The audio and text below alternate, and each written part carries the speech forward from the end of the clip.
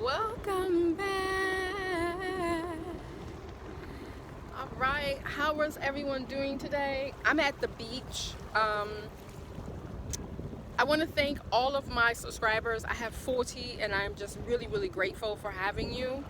Um, this is like my second time doing YouTube. The first time I did it was back when innocent black men and women were being killed. So I did this Black Poets Speak Out series. It's one of the first videos you'll see on my channel if you scroll all the way down. And so I'm really grateful for you being here. Thank you for subscribing. This isn't really easy for me. I was being told to do YouTube channels, and so I'm still do a YouTube channel, and so I'm still kind of getting my feet wet on, like the lighting. I was told that my lighting needs to be better, so I came to the beach. The volume needs to be better, so the volume is up, so hopefully you're able to kind of hear me and see me because I have natural sunlight. In today's video, I want to talk about why your job is killing you. Or should I say why my job is killing me, but your job may be killing you too. So I teach, but I'm not a teacher. I instruct, but I'm not an instructor. I profess, but I'm not a professor. In this season, I'm being very careful with my I am statements. I am present. So if you see me looking crazy, it's because oftentimes, I don't know if it's just this country or just in general, somebody sees somebody as beautiful as me, dressed in white and red, looking as beautiful as I am. They just have to stop and kind of make themselves known. So if you see me looking crazy, it's because there's a lot of craziness happening around me. So again, thank you to my subscribers. Thank you for watching, for liking, subscribing, commenting, and just being encouraging. I want to grow my channel to at least 1,000, and then when God bless, much more. So I definitely want to thank you.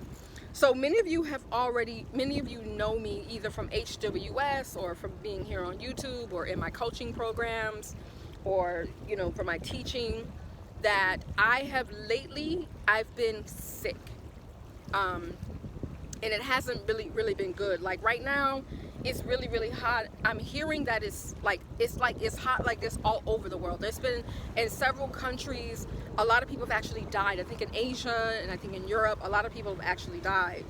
For me, my work is killing me because it no longer aligns with me. Like it's not where I want to be. It doesn't edify me. It doesn't make me happy. When I wake up in the morning, I have the same energy. I do three prayers. I say thank you. Then I go into my own prayer, and then I go into the Lord's Prayer. I stretch, I take a shower, drink some water. I do my daily routine, and I don't do it begrudgingly. I do it with gratefulness and thankfulness in my heart, because the most expensive plot of land on the planet just happens to be the graveyard. Every single one of those people that are in the graveyard right now, those people had dreams, and I don't want to die with any of my dreams in me. I have a lot of dreams, not only for myself, but I have dreams to be more of a blessing to other people that are around me, right? And so as I am a blessing to my children here, the children that I teach, if I teach you, you're my child. I don't do this, my students, you're my actual child, because I feel like I'm rebirthing you. In so many different ways, I feel like I am rebirthing these children based on the adults that I'm around at work. So I see what they live in, what they sit in, and just what they've been raised in. And it's the 21st century. We have to upgrade what we're doing for our children, So with me, I started the ESL journey back in 2006, shortly after I got my master's in poetry from Sarah Lawrence College. And the very first place I went to was Senegal, West Africa. And I did several things. I cut off my locks. I quit my job. No, I didn't quit my job. I was transitioned out of my job. Someone else was coming in. So basically I was laid off. But I would say I quit because that no longer aligned with me either. And it wasn't that it really didn't align with me.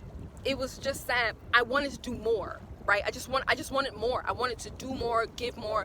I read books like people. I read books for breakfast. Like, I love books. I had a huge library of a lot of books, and so I love reading. And from reading and volunteering and being of service on the lower level, I just wanted to be on a much bigger scale of being helpful. So volunteered to teach in Senegal, West Africa, at a bilingual school. My aunt was the principal. My uncle was a diplomat. They're still alive, so is diplomat. That was so cool. I came up with my own writing curriculum, because the teacher that was leaving, Madam Bang, she was going back. I think I'm not sure where she was going, but she was an amazing teacher. Love her, grateful for her, grateful for what she's done for the children, grateful for her being in that space and then leaving that space to usher me in as a volunteer to just do what I did. And I absolutely loved it. I had no idea what I was doing, like no idea what I was doing. And the thing that surprised me is I just pivoted like really, really quickly. There was like just a quick pivot, right? It was a very quick pivot. I'm sitting at a desk answering phones, greeting people, doing this, and then I just wake up one day and be like, yeah, I don't really want to do that. Let's just, and that's what I did, right? It was my 30th birthday, and I went back to the motherland. It was the most amazing thing I'd ever done, because number one, I didn't have a game plan. I had no plan at all. I just knew that this wasn't working for me, so I was just gonna pivot into something else. And that's what I did. I got there. For the first time in my life, I was welcomed home. I mean, welcomed home. They were like, welcome home. That made me cry. I don't walk into spaces where I'm welcomed at all, right? So at my job, I remember, where I'm not welcomed at all. But let me go back to, after I came back from Senegal, I was like, I went to a teaching artist program called Community Word in New York City by Michelle Kotler. She's amazing. If you're ever in New York City and you're a teaching artist, whatever your art form is, whether it's dance and painting or poetry or acting, she gives you the tools to teach it to others, right? And I was like, that's freeing. That was so cool, because that's in alignment with what I want to do. So I tried to, after teaching abroad, I tried to get back into the 9-to-5, and my body was like, nah, boo, nah, you can't do that. You cannot be of service on this level and then shrink back. So the shrinking back just wasn't going to happen. My whole body was like, we're not doing it. So spoke to my brother.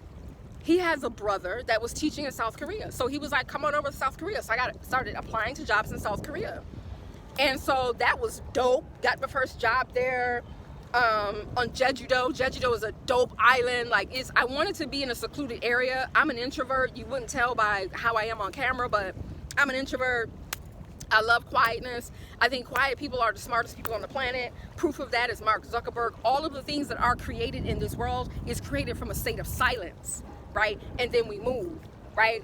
But the momentum to moving, it propels you because you've had a moment of silence to rest and to think about what it is you want to do, right? So got that job, dope, loved it. And then from there, I just kept moving to different spots in South Korea that was just so dope and so cool. So I just did that. Then I was told, hey, if you go to Bulgaria and you do a CELTA program, you'll be able to make more money, and then you'll be able to, go to another country. So I went to another country. I'm not going to name that country for obvious reasons. Not going to name that country. It's not the country I'm in, but it's a country that's in the same region. Went there, had a ton of fun, had fun meeting princesses and just hanging out with the dopest people. But as I kept moving up and up and up and up, I kept receiving the same response. People weren't happy to see me, right? I wasn't welcomed. I was welcomed by the students, but I wasn't really welcomed by the adults. And I'm talking about British people, Australian people. I'm talking foreigners. I'm not talking the locals. The locals absolutely loved me, right? And I'm not sure why, but I thank God that they just loved on me. They loved on me. As a matter of fact, I wasn't there for too long when I got promoted to, what is it called? It's called professional development department, but I guess it's called instructional coach. I love that position. It was so dope because it's in line with my psychology background. And it was also, you know, being able to learn from a different perspective. I love learning. I think learning is so dope. You should always be learning. You should always, you know, like be improving on yourself and expanding and just, you know, just improving on who you are as a person. Because as a human being, I'm not a finished product. I'm not finished. God is not done with me yet. You know what I mean? God's not, I always wear my mask. COVID is over. Don't care. Still wear my mask because I like being responsible. And people look at me like I'm crazy, like, why does she have a mask on? The same reason why you don't have your mask on. I'm not looking at you or judging you because you're not wearing your mask. Mind your business, okay? Mind your business, right?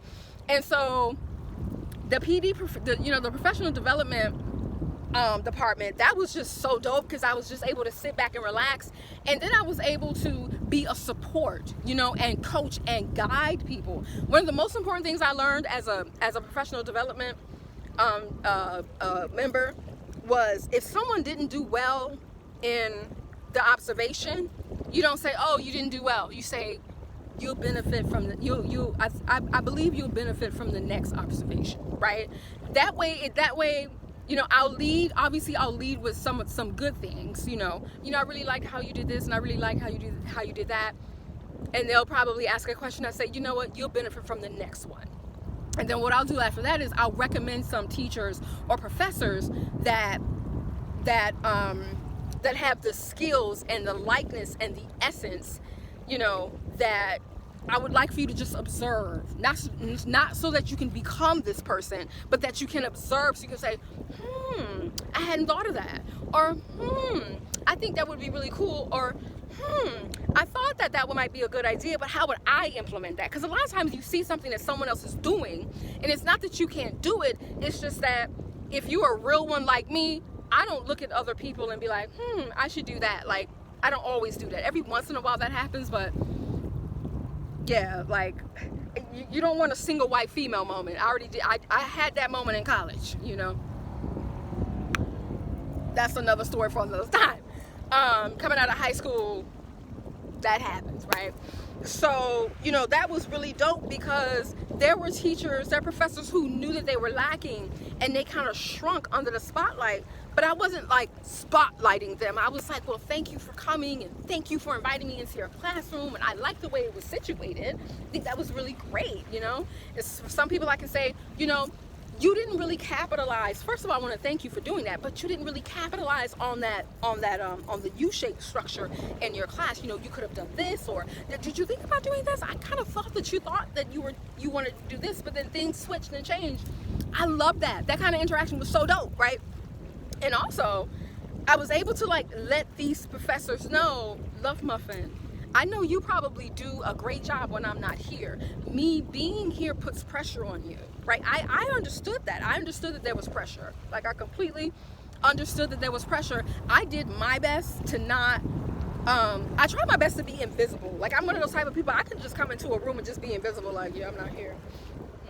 I'm not here. I'm not here. Do check out this view. Beautiful, isn't it? Love it. I love this right now. So that was really dope. And so as and let me tell you how that happened. That happened because I saw somebody in need, and I was like, well, hi, how are you? You're the manager of the department? Oh, how are you doing? My name is Miss B, and I'm just happy to meet you. You look like you need some help. Oh, it's your first day here? Well, would you like a tour? Let me show you around, right? Didn't know her from a can of paint, darling, but she was walking around like a lost puppy. I was like, we can't have that, right? And so she was just like, I like you. I don't have anybody on my team. So I was like, yes, I can volunteer on your team, but I do have a coworker. I do have a lead teacher that I'm really interested in coaching, fostering leadership, and just like, you know, being her support, you know, because my lead teacher was dope. Like, yo, she was dope. Like, I just love her. She's amazing. She has her own cool style.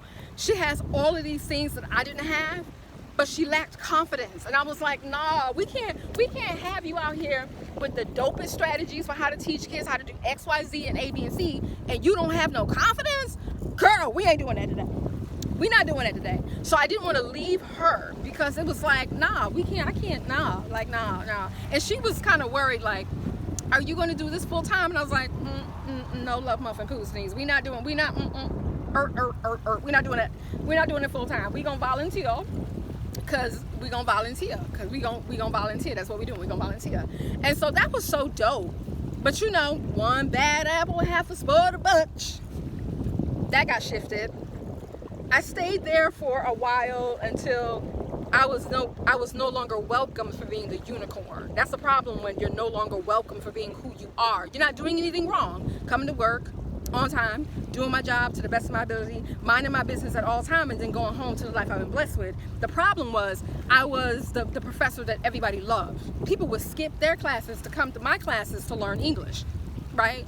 So you know I was popular. When teachers were absent and they had to put 30 students into my class where there was 30 other students, I didn't even flinch. I was like, come on in. And then the dean would come in and everybody was quiet, engaged. Nobody was late. Nobody went for a bathroom break. Nobody was on their phones, because in the university, they can have their phones. Nobody was on their phones. Nobody missed Miss B's class. Mama B was the dopest.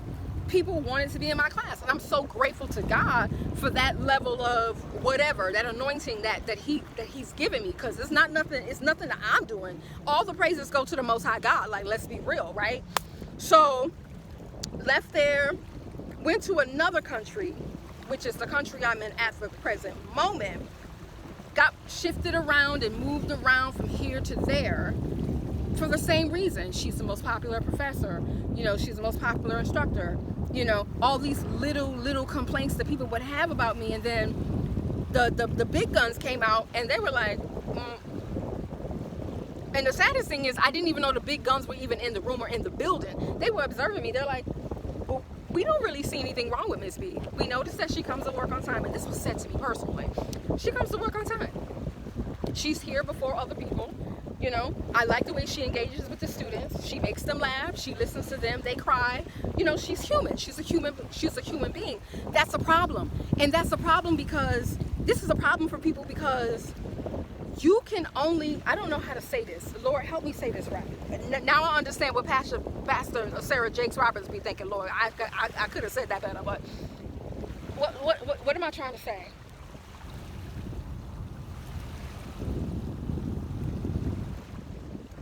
You can really only give what you've been given. You can only give what you've been given. You can tell by what I'm telling you. You can tell I had great educators. I had great motivators. I had great inspirers. I had great conspirers, right? I was around greatness. So it's not a problem. Woo-hoo! They having so much fun out here. Like, that's what's up. That's what's up. Where the rest of y'all at? Where y'all at? They need to come out here and have fun too. Woo-hoo! Right? You know, if you haven't been, you can only give what you've been given. That's why that apology you're waiting for, that person's not going to give you an apology because no one gave it to them. If it wasn't given to them, they certainly can't give it to you. Right? And so we sit up here expecting things from people when it was never given to them. Right? That's a whole nother video for another day. But so yeah, like, I'm here, I'm not welcomed, I'm different, students love me. If I'm talking to a student, people have to kind of interrupt and interject themselves, because God forbid that I would be talking to students, right? I mean, I am the English instructor. How else are they going to improve their English unless they actually speak with an English teacher? Hello, right? And so, like many people in relationships, I'm staying for the children's. I stay for the children's. I stay because I don't have nowhere to go. I stay because of this. For me, those are just excuses. Do I love these kids? Of course I do. Of course I do. Of course I do. Do they love me? Of course they do. Right? If I'm absent, they're like, who are we going to talk to? Who's going to motivate us? Who's going to make us laugh? Who's going to listen to us? Who's going to care about how we feel? All of these things, it's like, I don't understand. Like, all of these things that I do, it's like, a lot of these people just don't know how to do that. Like, how do you not know how to listen? How do you not know how to hold space for people? Oh, we already said that. It was never done for them. See, for me, I don't operate from what was done for me or what was done to me. right? I operate like, you know what? It would be really nice if somebody just listened to me. So, you know, I'm going to listen to somebody today. You know what? I see that you're working really hard and you haven't even taken a break. You know what? I'm going to go out and I'm going to buy you something to eat and to drink, because when I'm doing this, I want somebody to do that for me. That's how I operate, right? I treat you the way I'd like to be treated, right? And a lot of times I treat you how I have been treated. But if I have moments in my life, pockets where people are mistreating me, and I see somebody being mistreated, I'm gonna walk up to you and I'm gonna bless you, okay? Because just because I'm not being blessed right now doesn't mean that I'm not gonna bless you, okay? I'm gonna bless you, right? Because after all, I'm here to be a blessing, not to be a curse, not to be a downer, right? The people that educated me, they're not my teachers. They're my mothers, my fathers, my sisters, my brothers, my uncles, my cousins. Mi gente, you know, mi gente. They're my people, you know what I mean? And so where I am right now in my journey in this country is where I am is understanding that my job is making me sick because it no longer aligns with my values. What are my values? Peace, quiet, love, smiles, freedom, independence, right? Not being told what to do because I already know what to do, right? I know my job, right?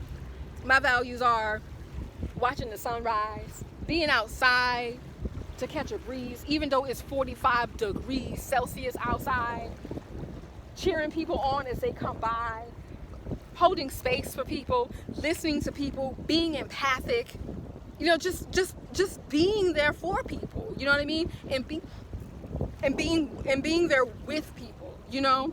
We're at a time, there's a shift going on right now where, you know, go to college and work hard, get a good job, and then when you retire, you can live. It's like, no, we don't want to do that. I don't want to die with all of my best work in me, right? And neither should you, right? And so my job is just killing me because we're no longer a good fit for each other, right? We're no longer a good fit for each other. I'm no longer good for you, and you're no longer good for me. But I am blessed to have this job. I am. I have health care, I have a place to stay, I have food, I have, you know, I have love, that people who are concerned about me. So I'm not, you know, I'm not ungrateful. I'm grateful. And I'm thankful. And I appreciate everything that God has done for me in this season of my life. But the next season of my life is going to be freedom. It's going to be abundance. It's going to be more of this.